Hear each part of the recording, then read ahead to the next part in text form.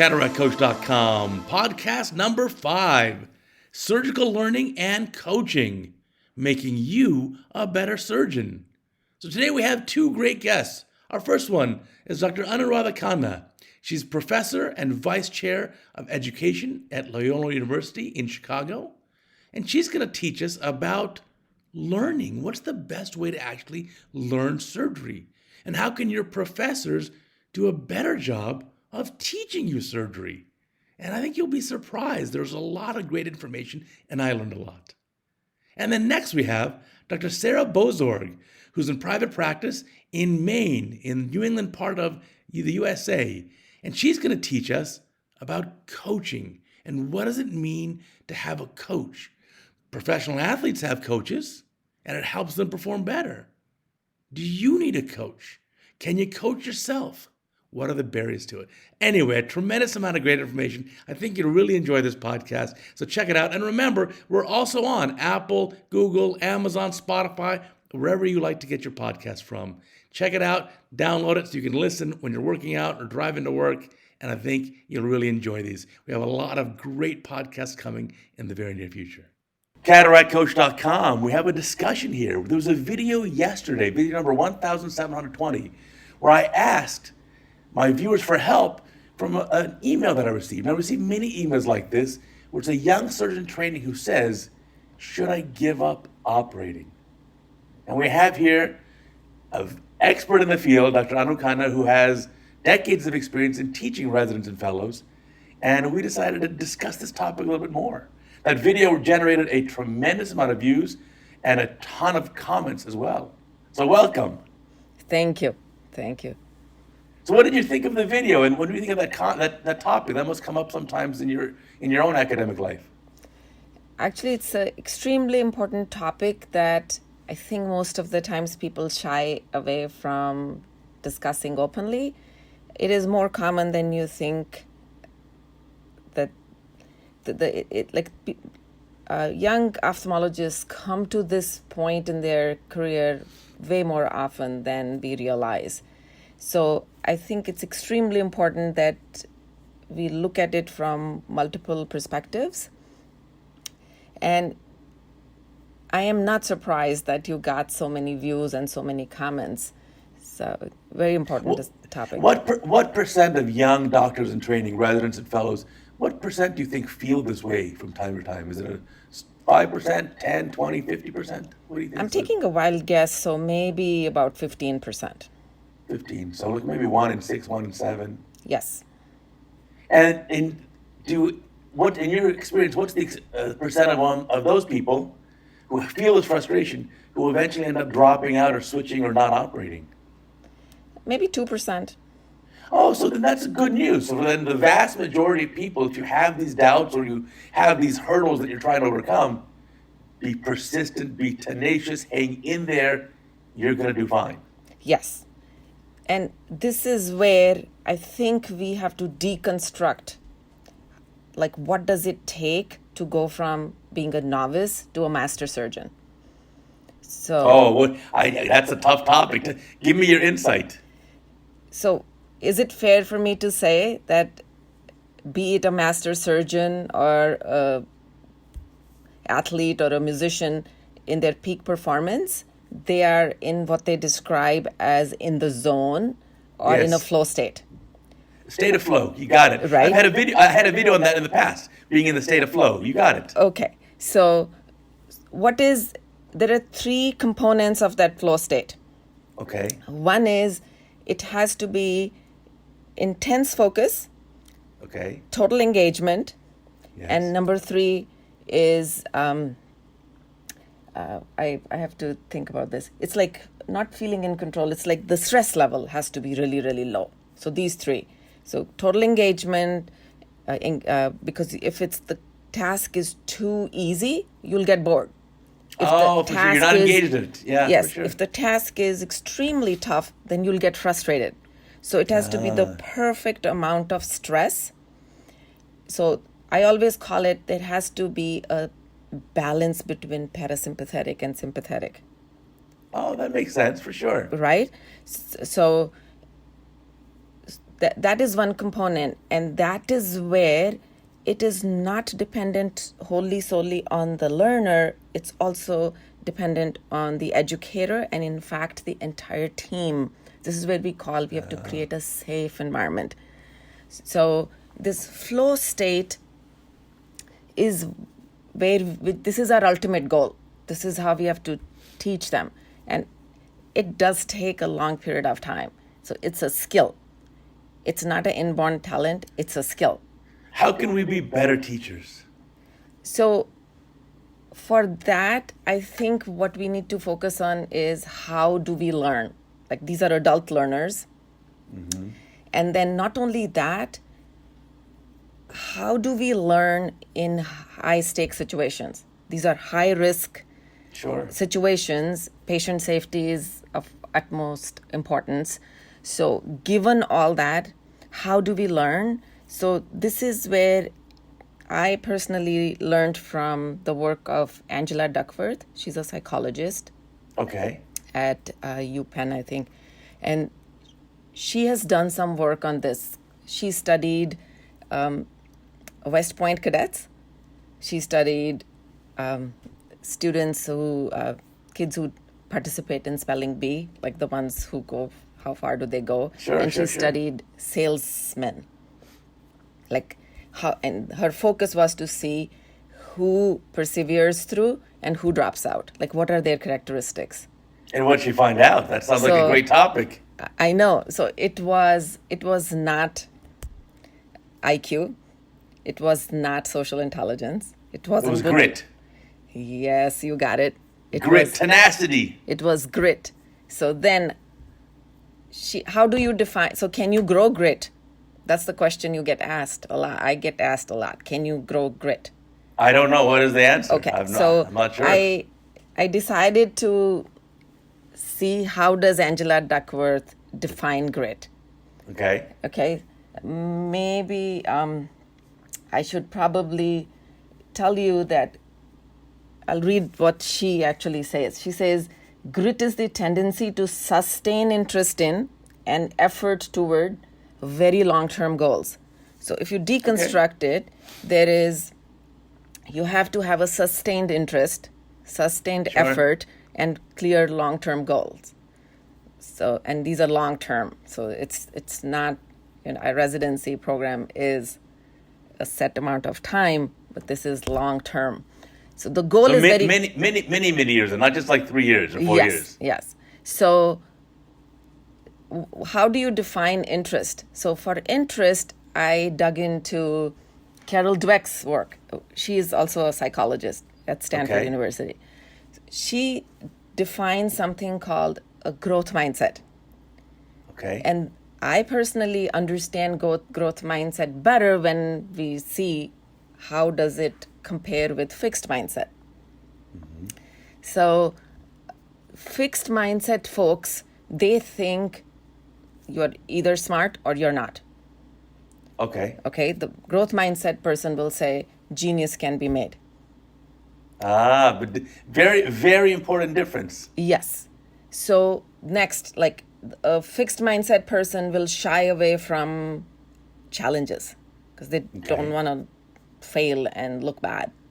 Whereas someone with growth mindset will say they will embrace challenge. They know that they can learn from obstacles. Sure. So that is a big difference. And also how sometimes we compare who's a good surgeon, who's a bad surgeon. Sure. A person with a fixed mindset will think of that as either I'm good or I'm bad. Whereas a person with a growth mindset will say, hey, I'm not going to be jealous. I'm going to learn from those who are better surgeons, who are better. I like it. So for me, I say the same thing. I say that for my residents, when I was teaching, I retired last year, but I said, success and failure are both along the same path of your journey. They're both in the same direction. A little bit of a failure is no big deal. It actually propels you further. Yes. So on the road, your journey to success, failures are normal. That's what propels you. Exactly. That's what makes you learn something Sure. beyond your comfort zone, something that you already know. Sure. So I think, and once again, this growth mindset has to be adopted as a culture in the program. I would rather say it needs to be a culture in the entire ophthalmology community. Wow. Okay. This has to come from top down. It cannot just be the learner. Because Carol Dweck says that adopt the attitude of, instead of saying good, bad, pass, fail, say not there yet. Got it. Yeah. That makes sense. Yeah, I'm not there yet. They are not there yet. We are not there yet. Something like that. So Can I ask a contrarian opinion? So there were many comments that were there. A lot of them were anonymous, and one of the anonymous comments said, perhaps we should be checking for stereopsis in our applicants for residency. We should be checking for manual dexterity, or should we not? that is something that actually I have come across during my journey. Okay. It is a disservice to the students if we don't tell them early on.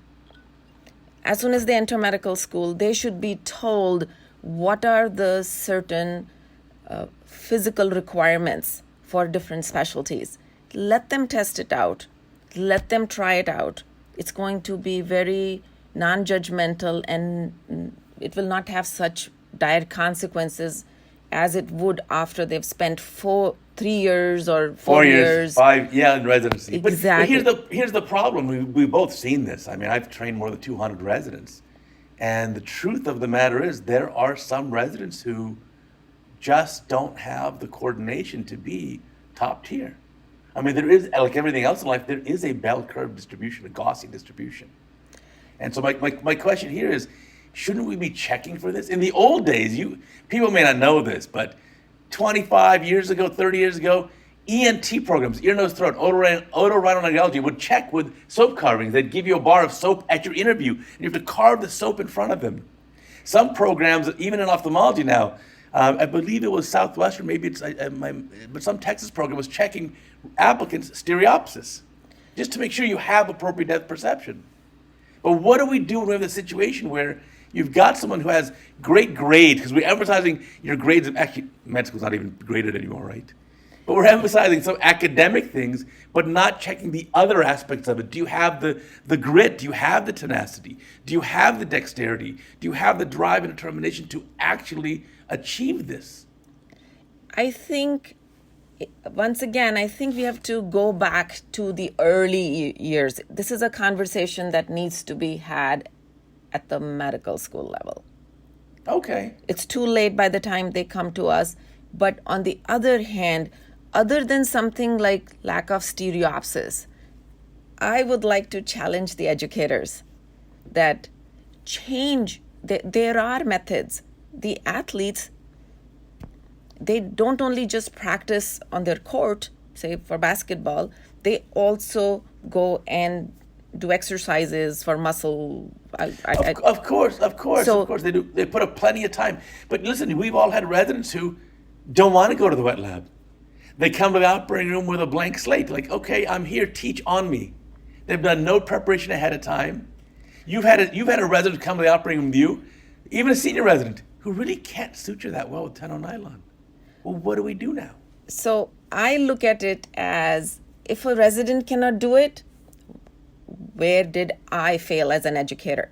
So, it has taken me decades to come to this point. Maybe that's, and I'm just giving you the contrarian opinion here. Maybe that's enabling to their problems. No, so because they don't have to take responsibility for their own life. You can't always be there sitting next to them. They're going to have to graduate and be on their own.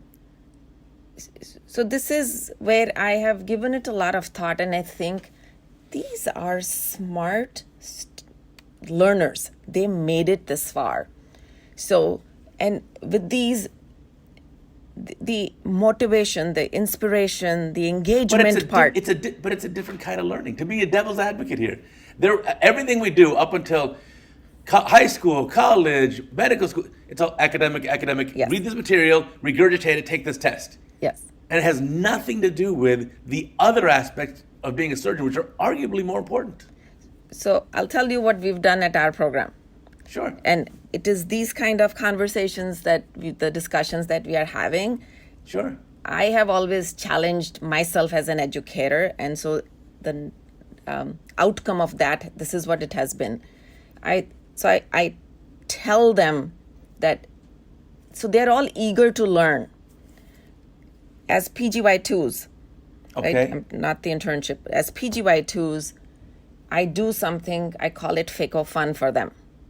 Literally, Okay. I take fruits and vegetables, and for every step of the cataract surgery, I have something that I make them do with kitchen utensils and fruits and vegetables.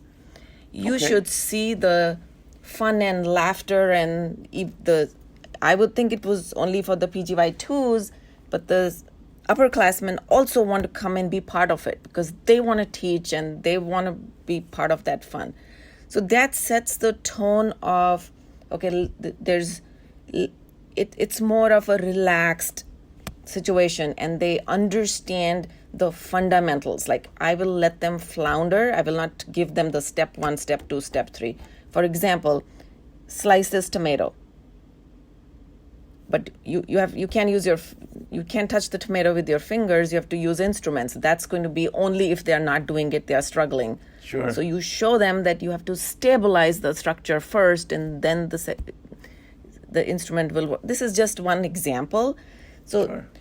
From there on, and the discussion starts between different classes, like how do we do it, why do we do it, and without them knowing, they're learning certain things. Then the second thing I do is that they come to the OR as PGY2s. So Fantastic. So they early have- exposure. They have no responsibility other than they have to be, so they come early in the morning. The initiative is, it has to come from them. They have to Okay. show up for the first case. And the senior residents also know that they have no other responsibility other than just showing up first. And I'll have them help the scrub tech. Sure. Like they do all let them work on it a couple times. Sure, of course. Then they fold the lens and I let them inject the lens. Oh, okay. So similar, once I feel they are So a stepwise approach. that's all they do that time. They are not stressed. Senior is not stressed. Senior does get stressed because they get a taste of what it is to let someone else sit Yeah. and do something. So now For sure. they start respecting the educator. They start to hear.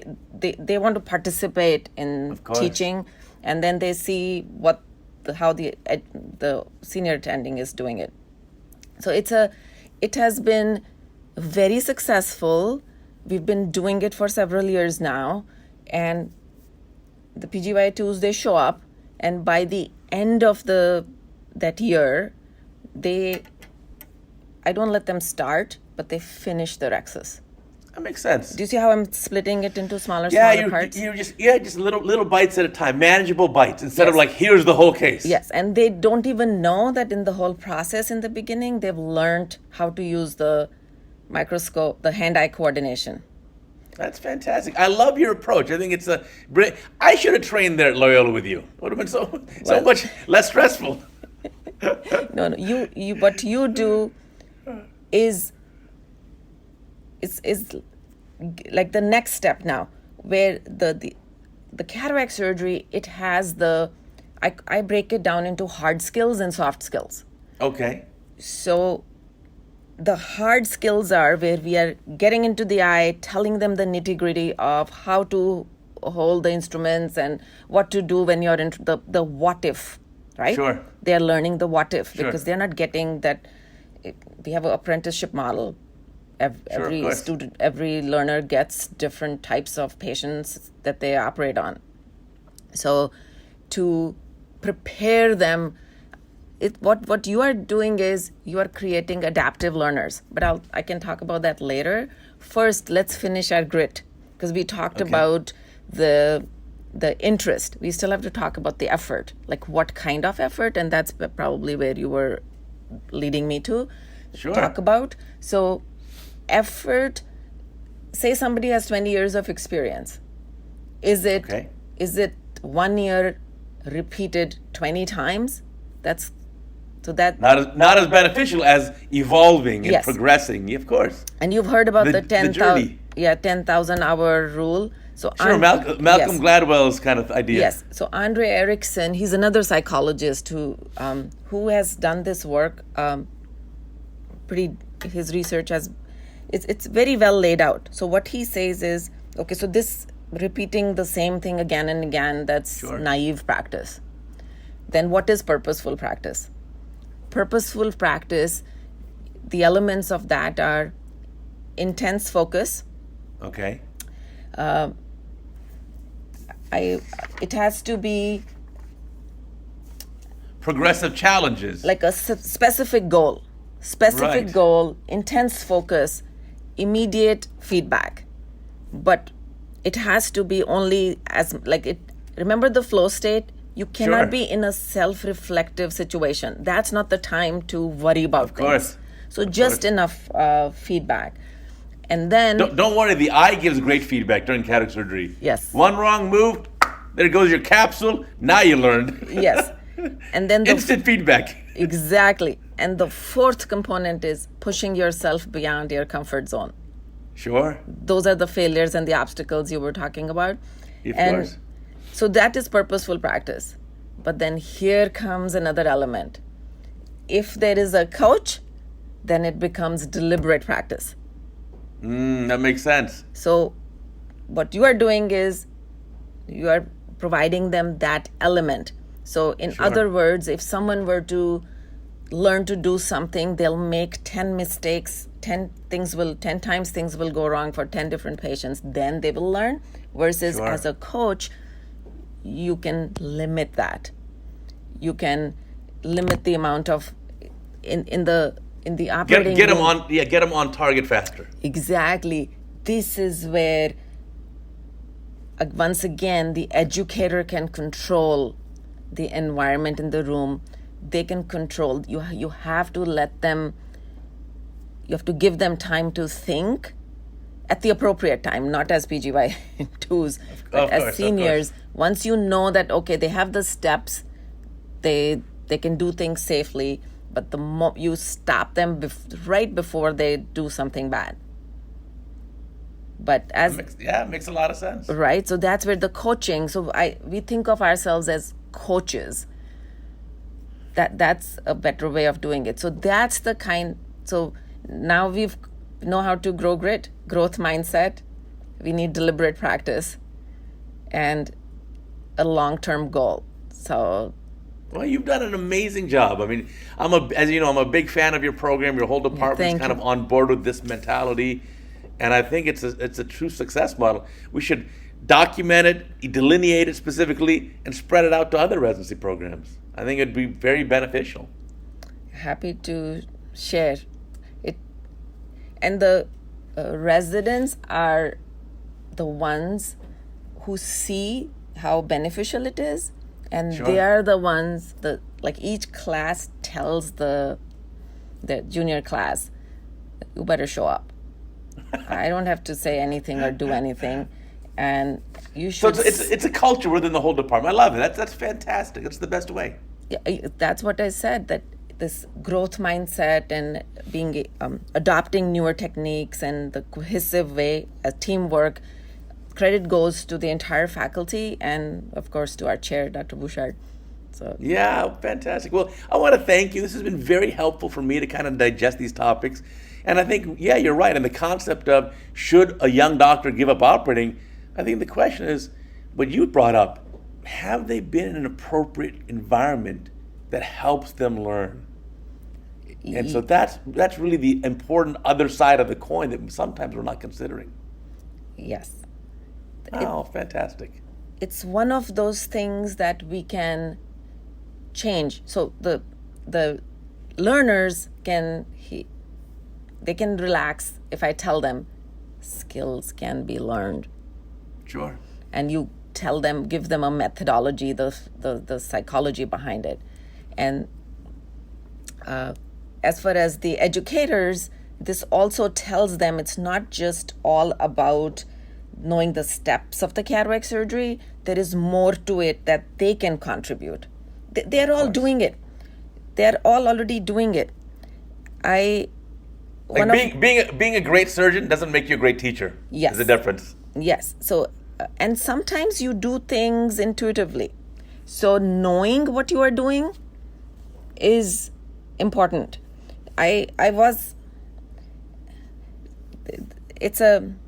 I'll tell you a short story. It's actually my personal experience. So when I was a young attending, I started getting Teacher of the Year awards. I can see why. Okay, so the third year when I got it, I remember Dr. Bouchard handed me the certificate, and then he turns around and says, okay, from now on, she's disqualified from any more awards. Hey, that happened to me too. Look, those are my awards up here. 1, 2, 3, 4, 5. I'm not allowed to get them anymore. So then he says, then he turns back to me and says, and you, please figure out what are you doing so we can teach others, educating the educators. That's where it came from. Of course. And I thought, that should be easy, but no. No, that's a challenge. That was educating the educators is not easy. That's in fact where we first met. Exactly. So I knew, and AUPO has one full day for educating the educators. So a lot of work is being done, and I feel that we have come a long ways from when we started the journey. So I think and it's going to keep going. It's not going to end here. So I think there's a lot we can do. That's fantastic. Well, what would you give us as a final summary here? So your take on this is, tell me, a great environment. We've got to educate the educators. Yes. We got to teach grit. What's your take-home message? Take-home message is, it's not, surgical skill is not an inborn talent. It can be learned. It can be taught. And it has to be a culture in the entire ophthalmology community. It cannot be done by a single learner, a single educator. It has to be a group effort. That's fantastic. Fantastic. Well, I really enjoyed our conversation. I'm going to get this up on Cataract Coach for our viewers to enjoy as well, and so they can learn from it. And then I look forward to seeing you later this year at your annual Loyola meeting. Can't wait. And thank you for not inviting me to come to Chicago in January. I'm a California guy. I can't take that cold. No, we look forward to your. The residents are already. They're so excited that that's fantastic. We'll have a great time, and I want to kind of learn and enjoy your environment that you've created there, your culture, and maybe steal a little bit of that, get some fresh ideas, and apply it from our worldwide teachings on Cataract Coach. Absolutely, it'll be an honor. All right, Dr. Khanna, thank you so much. Thank you. And now for a discussion with Dr. Sarah Bozorg. She has an interest in making a short film about coaching in the surgical space. Can surgeons benefit from coaching the same way that athletes do? I mean, think, even the most professional athletes, they always have coaches, no matter how good that athlete becomes. And so the question is, can we apply those same principles or take-home messages to ophthalmic surgery? Can we keep pushing ourselves to be better and better surgeons? And I think you'll really learn a lot from a great discussion. Check it out. Can take you to that next level, or do you need a coach? Like, does Serena Williams need a coach? But you kind of do for some. But why? I'm trying to figure out what is that. You bring up a great point, and that great point is, even the greats like Roger Federer has a coach, and his coach helps him become an even better version of himself. Now, technically, if the coach and Federer played each other one-on-one, Federer's going to win. But it takes someone from the outside to take a step back and see it from a bigger picture to say, hey, here are a couple of points you may want to do. Make a few changes here, and that may improve your game. So having that coaching helps. Like, I'm a lifelong workout, lifting weights kind of guy. But if I have a trainer one day, that day I work out much better. Right? The trainer, it helps propel you to the next level. So having that coach, someone in your corner, really makes a huge difference. And I think we can apply those same principles, as you point out so eloquently, to surgery. And the coach you have for surgery doesn't necessarily have to be there in the operating room sitting next to you, but rather they have to be in the back of your mind, in your ear, or maybe sitting on your shoulder. And so when Federer plays his game, yes, coach is on the sidelines, but the coach isn't actively talking to Federer. Federer is just recalling the things that were picked up or learned. Yeah, so that's exactly what I'm trying to figure out with the coaching, and what is it that a coach can bring you to, the next level. And so what are those things that a coach would be telling you? Yeah, so I think one of the important things that a coach does is gets us a little out of our head. Kind of the way human nature is. First, we all of us at some point in our careers, more than we want to admit, suffer from a little imposter syndrome. Like, oh my God, what am I doing here? I'm not that good. I don't really belong here. So getting us out of that mindset, clearing our head, is probably one of the biggest jobs that a coach has. To get you to that proper state of mind so you can achieve, the state of flow. The state of flow where you're just in the moment and surgery just happens, and it's so beautiful. And that's what we enjoy the most. So I think coaches can help with that. And sometimes getting you in the right mindset for a coach means they have to teach you how to compartmentalize. If you take a step back and think, all of us are going through issues like health issues, personal issues, relationship issues, family issues, or kid issues, business stuff, practice. It's all. But when we're doing that surgery, everything has to be about that one surgery. We have to compartmentalize. So for that next 10 minutes, you're focusing on that patient, that surgery in your operating room, and that is it. And that's a skill that's learned. And at the beginning, I wasn't that good at compartmentalizing, but I'm really good at it now. But even now, in our conversation, I'm compartmentalizing that I had a beautiful mountain bike ride this morning. Oh God, fell off my bike. Oh no. Ow. But hey, come focus on the task at hand. Yeah, your hands are okay? Hands are good. I'll be doing a lot of surgery. Do not worry. Oh my gosh. Yeah, so it's almost that you get to a point in your physical preparedness that you can still get better there too, but the mental part is something that, a coach would help with and might be one of the keys to the next level maybe. Correct. Of improvement. I think so too. And I guess coaches still help with, you should practice, you need to hone skills, but... And I think a coach can be better than a friend. Because your friends accept you as you are. But your coach knows you could be much better than you are today. So your coach wants to propel you to be even better and better. Whereas your friends are like, no, you're great, don't worry. And they accept you as is. Right. And so ultimately our goal is to be a better version of ourselves. I want to continue every year to be a better surgeon than I was the previous year. And yes, point of diminishing returns, how much can you get up that curve? But that's the pleasure of it. And it's also important that coaches teach you that sometimes a more important thing than a win is a near win or a near miss. Because that's what gives you the drive and determination, no, I've got to be able to do this. Whereas if you play a video game, and every single level of the game is so easy, you just hammer out all the levels, you're bored. You went through the whole game, you didn't get much out of it, wasn't that much fun, and you're bored. But if the levels are just challenging enough where you just can't make it through your first time, it takes you some effort and some practice. And the next level is a little bit harder, and then a little bit harder. We enjoy that near miss. Mm-hmm. Yeah. And then what about confidence? What do you think, I think it's hard for people to help learn that themselves. What a coach kind of teaches or sort of hones a certain confidence. And, I feel like whenever you have a bad case, your confidence is sinking at that moment. And then whenever your confidence sinks, your performance sinks. So it's kind of like having some sort of tactic to understand that you're falling into that. Yeah. I mean, going into the surgery, if you just finished a case that had a complication or a problem or didn't go as beautifully as you planned, that can certainly affect you mentally. And then you go into it thinking like, instead of thinking of success, you think, let me just not have a complication.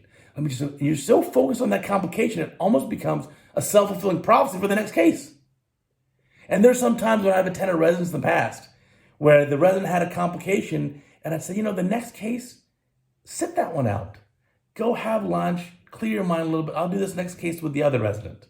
It's okay. And so when you're learning at the beginning, you have to do that. Now, when you're in practice, you've got a case lineup of 25 cases for the morning. You can't just go to lunch and have someone else do it for you. So that's where you go back to that compartmentalizing and getting back on the horse and saying, okay, we're going to learn from that case. And the other thing that's very important, I think, always differentiate a mistake from a lesson. Mm-hmm. If you learn from what happened in that case, then that becomes a lesson and not a mistake. And remember, the journey we're on is success and failures. They're in the same direction. They're on the same path. So I think that's an important thing, a mistake versus a lesson, and learn from the lesson and say, here's how I can become better. And then more importantly even, is let the patient know there were some challenges, there were complications, but I am here for you. You and I together, I'm going to take care of this. We're going to get you the best vision possible. Don't worry, I'll bring in some other experts. And the patient just wants to know that you have their back. They're not going to understand vitreous prolapse when you try to explain it to them. They don't get it. But they do understand that you really care and that whatever it takes, you're going to do it for them. Mm-hmm. Mm-hmm. Yeah.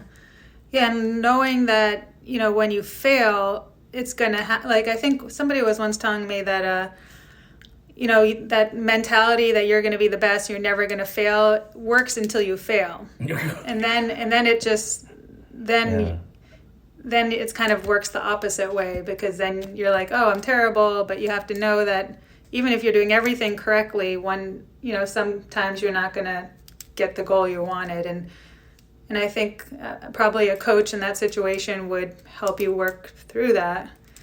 One of the challenges we have, our big challenge, unlike sports where you can watch a professional baseball player and if that player bats .390, you're thinking, wow, so batting .400, incredible. You have a basketball player who can sink 90% of free throws. You think that's such an incredible player. Hello? You as a surgeon, you're expected to do 100%. Okay. That's the big challenge here.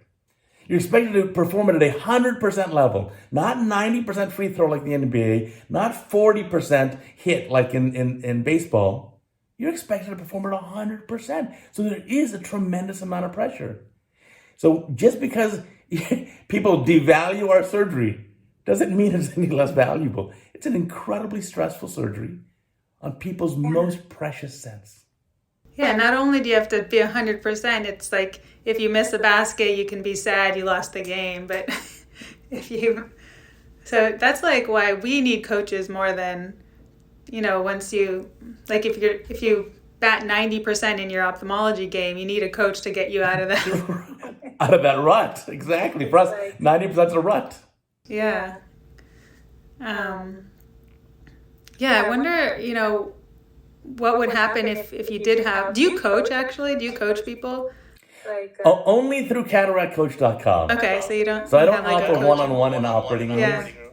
And that can be challenging because, patients are under very light sedation. Mm-hmm. Sometimes surgeons don't want to hear directly. Yeah. It's challenging. But let me tell you, I've actually asked in the past for other outside surgeons who I very much respect in other parts of the country, I will pay your airfare, I'll pay your hotel, please can you come to LA, watch me in the operating room, and then I don't want a single compliment. I want only constructive criticism. Yeah. Yeah, because I mean, I think there's a role for coaching on the spot, but then also, coaching outside of the OR to kind of, I wonder what that role would be, like reviewing the cases. And then I think the coach would be more like mentally preparing the person, making sure. I don't know, what role would a coach have outside of the OR? Well, like reviewing videos, like on CataractCoach right now, I'd say half or more of the videos, I've had your video on there. Yeah. Half or more of the videos are from other surgeons. And oftentimes there's some complications, especially for the younger surgeons, which we do all anonymously. Yeah. And our goal is purely a learning situation. Let's just look back at this case, watch the game day footage, if you will. What are the things we could have done differently? What are the lessons we learned? And that's so useful. And I show my own cases like that. Here's a mistake I made. Here's what I learned from it. And therefore that mistake became a lesson. Right. Yeah, so there's the physical, like being in the OR, knowing the skills. There's the, reviewing your tapes. And then there's like the whole mental aspect of somehow getting to the next level, I guess. Yeah, and then part of that is just some simple things that we learn. Like I always say, you gotta be your own toughest critic.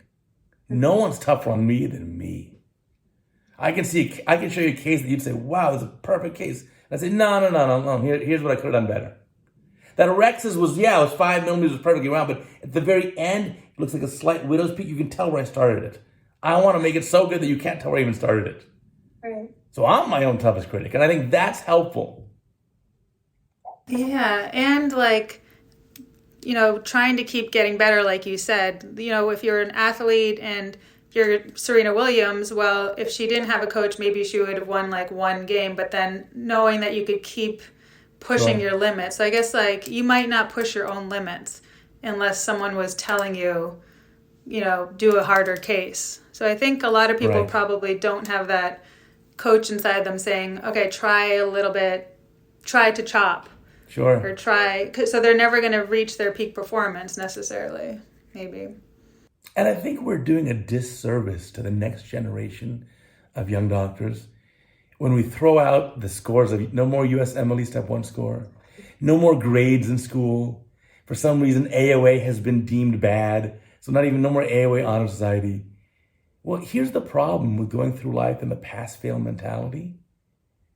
Show me one patient who says, hey, doctor, for my surgery, just do a passable job. It's laughable because every patient, rightfully so, is expecting perfection or darn close to it. If it's my eye you're doing surgery on, you better not do just a passable job. I want dang near perfection. Yeah. So I think that's something I just thought of now talking to you is just, we can all be good, but what is if we had a coach, they'd be pushing us to get better every time. And so we don't really do that as surgeons necessarily. We want to be in the safe zone. We're doing great, but we don't really know how good we can be if we're not pushing yourselves. Pushing, which is uncomfortable. And, you'll shake your confidence and then you have to build your confidence up. So that would all be easier if you had a coach there kind of regulating everything. Right, for sure. Yeah, saying you should practice this so many hours in the wet lab, then you're ready. But we kind of have to do that on our own. Yeah, that's the tough part with it. But it's same with working out. If I have a personal trainer with me on the damn working out, I will bench press more. Yeah. And they will push me to do even a little bit more. One more rep, you can do it. I barely helped you. The confidence they give, oh my God, you've got that. That makes a huge difference. Yeah, so I feel like that would be important in our field. So you sort of have to do it yourself or be aware that, we're sitting here comfortably, not pushing ourselves, which is fine, but you could be better and for your patient, do we need to be better than good? I don't know, but. Yeah, listen, I believe in what I learned in kindergarten. And I learned the golden rule in kindergarten. And the golden rule is you do unto others as you'd have them do unto you. So in that regard, I give the same high level of care and the same surgery to my patients as I would want to receive from my own eyes. And there's no room for just a passable job. It has to be pristine work, the best that I'm capable of. And that's super important to me. Yeah, that's a good saying too. You have everything you need to know in life, you learn in kindergarten. Yeah, that's true. I think you can also, I was interviewing Bobby Hosher for a podcast recently, and one of my idols, all-time idols, an incredible man. But he says, at his Cincinnati Eye Institute, they do, and all complications are reported, all data is reviewed, and they sit and they basically, they peer review each other privately, confidentially, with the sole purpose of raising the tide for everyone so everyone becomes a better surgeon. And I think more practices can incorporate that. That's a very useful thing to do. Yeah. We were trying to do that, maybe have like a ground rounds just for our practice. So we were thinking about that. Do you work in a private practice? I do. So I'm a solo practitioner, but I'm a partner in a very large surgery center. Our surgery center has 7 operating rooms and 18,000 cataracts a year. Wow. In the heart of Beverly Hills. So it's a very busy place. Yeah, that's crazy. So yeah, we're in the middle of nowhere, so we don't have much competition for cataracts. We're like booking out 3 months. But I think, even I look at the data from surgeons in our surgery center, and you can see, because everything's timed. So, and that's another thing, is to be your own toughest critic, you have to measure things. Right. You have to know your metrics. So when I taught residency, even I'd say, okay, I'd have a sheet on the wall, and they have to write down time in the room, when was the timeout done? If they're doing a block, when was the block done? When was the first incision? When are you done with the case? And when are you out of the room? And now you can keep track of everything. And lo and behold, you had some residents who could do a case very efficiently. But from the time the patient was in the room to the first incision was like 20 minutes. Or from the drapes off to out of the room was 12. Like, what are you doing? And so that's an important thing. But if you don't measure it, they'd say, well, no, my cases were average of 18 minutes. Then you're very good, but for a resident. But no, that's not the issue. So I think getting that data is actually very important. Yeah, what is that saying? You can't improve what you can't measure. Exactly. You have to know what you're doing here. So you should keep track of that, what you do for each case and what are those times. And a lot of surgery centers will do that. Our center does that. And we can see which surgeons, are going to be most efficient. And it helps you plan out block time for the week. Mm-hmm. And then ultimately, you want that efficiency, not because you care about speed, but we don't want to have wasted movements. We want that beautiful ballet of surgery, because that's when things happen the best. We're always looking for that state of flow, right? There's a famous psychologist, Mihail Csikszentmihalyi. He has this famous thing where he talks about flow and the state of flow, right? And I think that is super important, because when you get in that mental mindset for that state of flow, you'll perform better. So yeah, how do you get there? Well, think of this. The state of flow, they call it as energized focus, full involvement, enjoyment of that action that's being performed. Some people call it in the zone, right? During surgery. So that even challenging cases seem like pretty easy and things just kind of work out well. No wasted movements, procedure becomes efficient. It's like a pleasure and it gives us immense satisfaction. The end gives patients great vision. That's like our ideal. That's what we always want to do.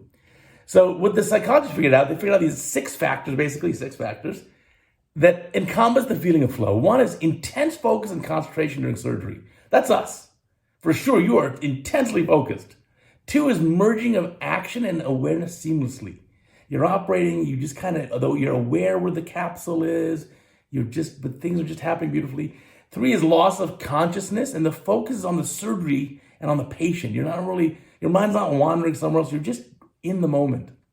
And then it's a sense of having a ton of control. That's the 4th thing. The 5th is an altered sense of time. You're so focused on the surgery and not the clock that it just seems like it goes about like that. And then the last one is the feeling that the surgery is rewarding to you, the surgeon. And of course, it's rewarding to the patient. And I think that's the neatest thing. That's the whole thing called flow, right? It's Mihaly Chink. Let me say his name one more time. That is, yeah, it's fascinating stuff, isn't it? Yeah, so that's almost what a coach's goal is, to take you to The that next state level. of flow. Yes. So that the psychologist who recently passed away, who described this, he's a Hungarian-American psychologist, was at the University of Chicago. His name is Mihaly Csikszentmihalyi. And he's described all these things, and it really makes a world of difference. You're in that state of flow. And then to get that flow experience, he says you have cataract surgery is like a perfect example because you have immediate feedback, which is one of his things you need. And certainly you get that during surgery. 2 is the feeling that the potential to succeed exists, and for sure that's us. And the 3rd is feeling completely engrossed and encompassed by the experience. So this is like a fascinating thing. I made a video of this on Cataract Coach all about state of flow.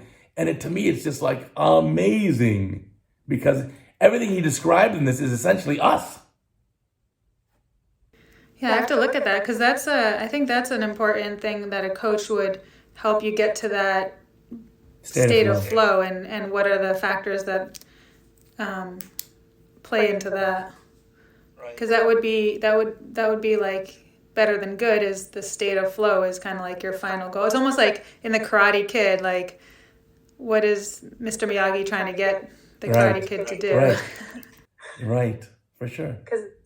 Yeah, so it's kind of like you don't really know how to get there. A coach would help you, but you kind of have to figure out these coaching techniques. For sure. And so that's what I was thinking with this movie is presenting like 3 to 5 coaching techniques so that you could coach yourself to the state of flow maybe. And so I don't know what you think the most important ones are. For me, it's being able to be in the now and compartmentalize. So when I'm doing that case, I'm not thinking about all the other issues I got going on. Because we all do. We all live these crazy, complicated lives with so many moving parts. But when we're doing that surgery, it's just that. That's probably 1. And then 2 is just to kind of, when you're in that moment, to just relax. Don't overthink it. Don't be your own toughest critic. Another one that I've had trouble with in the past is that instinct of denial. You do something, something bad just happened. The capsule just broke. And you'll say, no, it's fine. It's fine. You're just accepting what happens as it happens is a huge part of the game. And this, obviously, all this becomes easier and easier. I wish I could tell you, oh yeah, I was in the state of flow and I was just doing these great cases when I was a resident, but it's not really the case. It's now that we're in practice and we're done tens of thousands of cases under our belt, now we can channel that energy. Yeah, definitely. Yeah, I feel like with cataract surgery, I sometimes am almost in there, but it's like my mind is actually not focused there sometimes. I almost forget that I'm operating, but my mind is like on something else. So I have to like bring my mind back. So it's not exactly flow. Yeah. But with the challenging cases, I feel like I'm back towards, when you're first learning cataract, where you're like super focused, everything's making you nervous, your confidence is like up and down, and you're like not in flow. And so I'm trying to like figure out how, and it's all in the mental, because I know I have the skills, but mentally sometimes I'm like, Yeah, as we all are. Yeah, trying to figure out what a coach would kind of just tell you to like go back to your basic skills. You have the competence. So I think it's finding confidence to like get to the next level too. And then it's also one more important thing, which is equanimity under duress. I was very fortunate to go to med school at USC many years ago. And USC at the time it still was a huge trauma center. So all med students do trauma surgery. And in the days when I was there in the 90s, this was like gang warfare central. So it was the knife and gun club. The amount of trauma was unbelievable. And there was a professor there. His name was Edward Cornwell. And he would say, equanimity under duress. And no matter what, he would stay absolutely calm. And I think that's an important thing. Now, we're not doing such crazy trauma cases with bullet wounds. But I had a case recently where I had to disenclavate an iris claw Verisize lens and do a cataract. And I thought, okay, to disenclavate, let me get the disenclavation needle, the special instrument designed for that. And I do it, and I got one off, and I go to the other claw, and that needle's pretty sharp. Boom, hits the iris, starts to bleed. Calm. I don't want the AC to fill up with blood. blocked my view to the cataract. So I just kind of think differently. Okay, you know what? Luckily I only have 2 paracenteses. Let me pressurize the eye, get the IOP up for a while, let it just wait it out, and then use a Sinski hook instead to disenclavate the other one. But just to stay calm and like, it's okay. Yeah, I think that's very important. Instead of just, because I think there's all these articles written on confidence, like once your confidence gets shaken, you start making bad decisions and then you have poor results. So Sure. Kind of catching yourself and like taking a step back and reassessing is like a skill that is probably very important. And we get better at this as we get more in our careers. You know, I have a video on Cataract Coach called, Do You Get Anxious or Nervous in the Operating Room? And I show a day where I do surgery on one of my colleagues, mom and dad, as this ophthalmologist watches live. And I wear a heart rate monitor. And my heart rate doesn't get above whatever, 70 or 80. Just. And those are tough cases. Small pupil, Flomax for the dad, dense cataract, I mean, the works. But I was just like, I'm able at this point to be completely calm and focus on the task at hand and not let that bother me. That's really amazing. That's hard to do because my heart rate goes, I was looking at, Wilhoff method, the guy who jumps in ice baths. Sure. He says like that's taught him to control his heart rate. Yeah. Like mentally you can actually control your heart rate, which seems almost impossible, but yeah, with some breath holding things, you should certainly slow your heart down with Valsalva breath holding for sure. So you feel like you can do it when you get nervous? I don't necessarily do any techniques. I just know that I can mentally just not get wound up. Nervous. Maybe Right. you don't get nervous. Yeah. I mean, maybe there's something there too. But I used to do when they used to have these. I'd do all the live surgery events, and so I like for B&L especially, I did live surgery events in like 20 countries. At all the big meetings, I've done live surgery at the Academy, at ASCRS, and the works. So I'm comfortable doing a live surgery while 1,000 of my colleagues watch. I wonder why. How do you do that? Because that's hard. It must be something mentally you can turn off, or maybe just a little. Maybe either naive or stupid. Maybe what are those? or maybe you're just so confident in your skill. No, because listen, there's no such thing as perfect. When you watch a live surgery event, it's like watching a car race. You wouldn't mind seeing an accident or two as long as no one gets seriously hurt. Yeah. You want a little excitement there. So it's like when you watch the live surgery, you got to be very cautious. And it's tougher than you think because you actually have two earpieces in. One is a moderator telling you ask you questions about the surgery and you're interacting. And the other is actually the director saying, move your hand. I need to get an angle, center of the eye, that kind of thing. I'm not joking. It's tough. Oh my gosh. Yeah. Yeah, that's the next level. And another question for you in general was, now that you're at this level, how would a coach help you think? Like if you actually had... I have so much to learn. So much to learn. Do you know I'm making Cataract Coach videos? That's how I learn. And always these new techniques keep coming out. Do you know how I learned how to do DMEC? I watched videos. There's a guy, Veldman, University of Chicago, brilliant guy. And I saw a bunch of his little clips online of how to deal with the different folder configuration of the graft. And I asked him, I said, can I put all of them together and make a Cataract Coach video out of it? And he's like, sure. So Peter sent me all those videos. I put it together and I watched that 50 times. And then the next day, after watching it that many times, is when I did the very first one with one of my residents. We're doing our first DMEC. And then I got better and better, and okay. And then I emailed other. I want coaching. I emailed Martin Diersheimer from Austria, brilliant surgeon for DMEC, the Godfather. I said, can you send me a video of what you do? Put that on Cataract Coach, watched it a million times, got the groove of it, asked him a few more questions. Let me understand this. So I want to learn. Yeah, I know Peter Veldman. He went to Mass Eye around when I was there. He was really nice. But what about aside from physical skills? How would a coach, because Serena Williams' coach isn't going to be teaching her skills necessarily, right? Because he's not as good as her. But you can refine the skills that you have. When I used to attend residence, I did it for 22 years, retired just a few months ago, last year. For senior residents, certainly the second half of your senior year, I'm going to sit right next to you. I may not even scrub. But I will say, like, center of the eye. Oh, they didn't realize. Don't distort the incision. Your chopper's pushing on the para.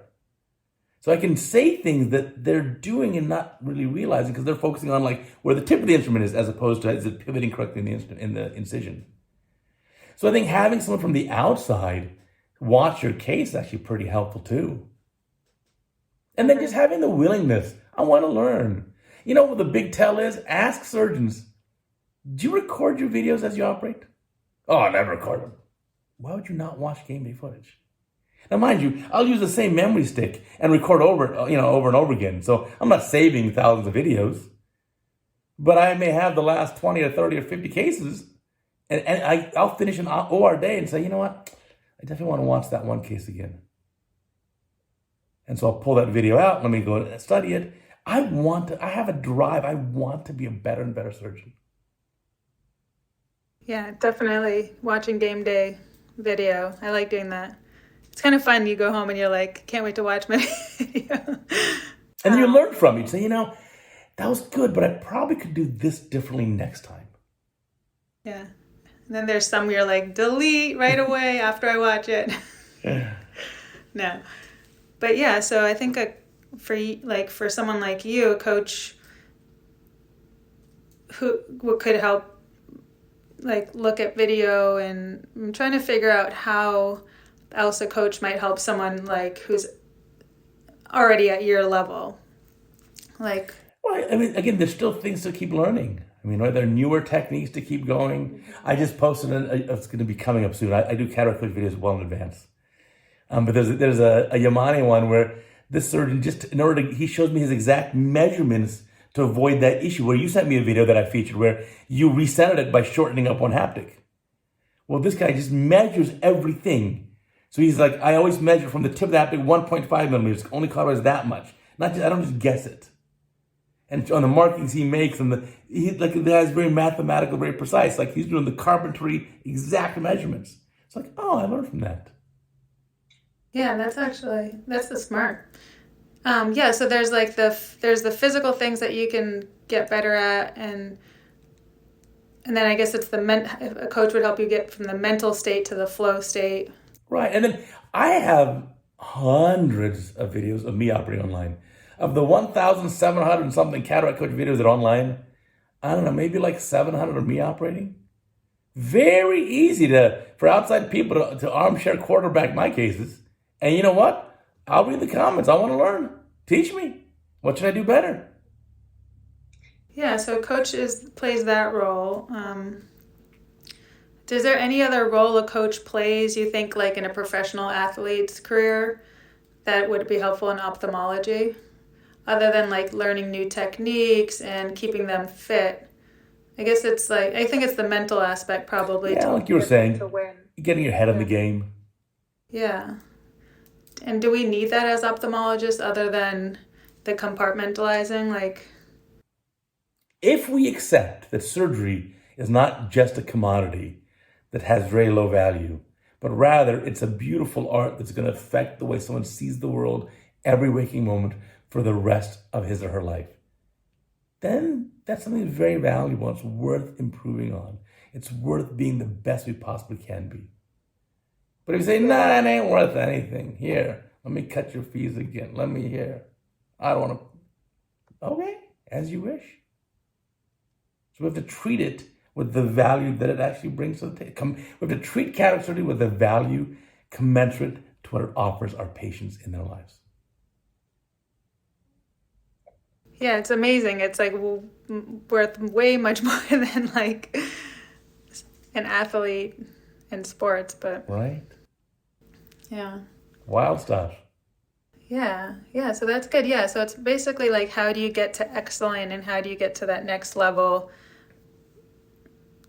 And I mean, the key is, I don't think it's possible for most ophthalmologists to hire a coach. First, we're not going to have enough coaches to go around because only a few of them. I mean, I'd love to have Tom Oding come watch me in the operating room and, put an earpiece in my ear and have him say, no, do this, do that, do that. I would love it. But it's not practical for him to go to every practice in America. So at the end of the day, we have to be our own toughest critics. And I think that's one thing that I really espoused. I gotta be my own toughest critic. And that helps me get better every single case or every week. And then also the idea that, listen, it's compounded. If I get 1% better a week, that's amazing. In a year, that's 1.01 to the power of 52. That's pretty good. That's really good. Right? And to do that over the course of many years, it's unbelievable. Mm-hmm. Yeah, that's important. And then one last thing is, how do you think a mentor is different from a coach? Or is it very similar? Because I think, so in surgery, which is more of a physical thing you're performing, I think you need a coach. You can be your mentor as well, but they have to actually coach you specifically for a physical performance. They've got to coach you for basically a dexterity contest. You versus the cataract, or you versus the eye. Whereas a mentor can teach you other things that are maybe not necessarily related to that physical act of surgery. He's my mentor in business, how to run the practice, how to do this, maybe in research projects. But I think for me, my love of ophthalmology is surgery. My practice is Devgan eye surgery. It's in the title. I like surgery. And that's what I want to focus my entire life on. I never claimed to be a great businessman, but I want to be the best surgeon possible. And that's important to me. Wow, that was great. Thank you, Dr. Bozok, for a great discussion. I trust that you learned some very valuable pearls that are going to help you become a better surgeon. We're all committing to being lifelong learners in ophthalmology, and we want to be better at teaching each other, learning from each other, and maybe even coaching each other.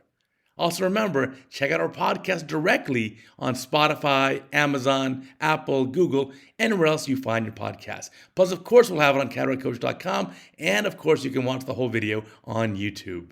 Until next time, see you later.